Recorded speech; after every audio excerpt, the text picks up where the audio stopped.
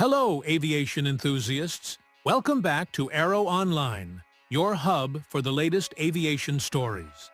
This week, we're taking off with updates on new routes, cutting-edge technology, and dramatic in-flight incidents. Let's Virgin dive. Australia 737 hit by tug. On July 27th, a Virgin Australia Boeing 737 was damaged at Melbourne Airport when it detached from a tug and the vehicle struck the fuselage. No injuries were reported. An investigation is underway. Jetbridge collisions at Brisbane Airport. A Fiji Airways 737 MAX suffered cockpit damage on July 27th after an Aerobridge struck its windscreen at Brisbane Airport.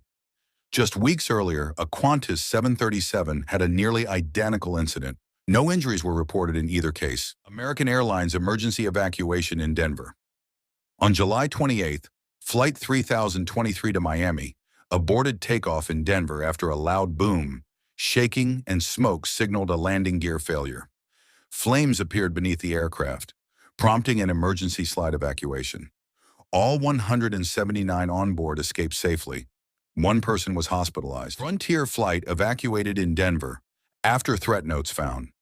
After landing in Denver on July 28th, Frontier Flight 3406 was evacuated when crew found 2 threat notes on board. Police and FBI investigated, but found no credible danger. Passengers were safely bused to the terminal. United 787 returns to Dulles after in-flight engine failure. United Flight U-108 to Munich returned safely to Dulles after its left engine failed shortly after takeoff on July 25th. The crew dumped fuel and landed without injuries. An investigation is underway. Boeing defense workers reject contract, strike possible. More than 3,200 Boeing defense workers rejected a new contract offer, citing unmet demands on wages and benefits. A strike could begin August 4th, potentially delaying military aircraft production. Turkish Airlines 777 evacuated after landing gear smoke.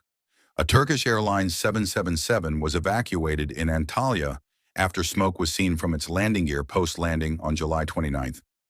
All 260 on board exited safely. A hydraulic line issue is under investigation. Flights halted as tsunami. Warning follows 8.8 Quake off Russia. An 8.8 Quake off Russia on July 29th triggered a Pacific tsunami warning. Flights to Hawaii were halted, evacuations ordered, but no major damage was reported. United flight attendants reject contract, demand better deal. On July 31st, over 70% of United Airlines flight attendants rejected a proposed contract. Despite including raises and better benefits, the union said it didn't go far enough on pay and quality of life issues. Negotiations will continue with United and the National Mediation Board. Cathay Pacific diverts flight to Osaka. On July 28th, Cathay Pacific flight CX-801 from Chicago to Hong Kong was diverted to Osaka due to a rare black rainstorm warning. The plane landed safely in Japan and resumed its flight once conditions in Hong Kong improved. All passengers remain safe. Delta flight DL-56 diverts after severe turbulence. On July 30th, Delta flight DL-56 from Salt Lake City to Amsterdam diverted to Minneapolis after severe turbulence injured 25 people. The A330 dropped suddenly over South Dakota, throwing crew and carts into the air.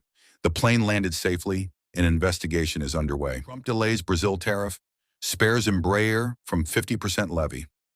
On July 30th, President Trump delayed new 50% tariffs on Brazilian imports, excluding Embraer aircraft. The exemption spares Embraer from major costs and protects U.S. regional airlines relying on its jets.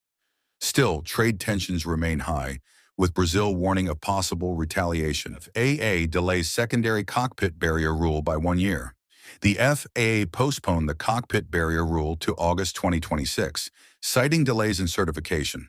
Meant to boost post-9/11 security, the move drew criticism from pilot unions, who say the delay weakens flight deck protection. Boeing revises contract to avert St. Louis defense worker strike. Boeing offered a new deal to 3,200 defense workers in St. Louis to avoid a strike. It keeps the 20% wage hike, drops alternate schedules, and adds pension improvements. The $5,000 bonus expires if not ratified by August 4th. A strike could begin August 5th. Delta pledges no AI-based personalized airfares. Delta told U.S. lawmakers it doesn't and won't use AI to set fares based on personal data. Though it's testing an AI tool from Fetcher, Delta says it only uses market data, not personal info, and that human analysts still decide final prices. Zora acquires 13 E190s, 36 engines from JetBlue.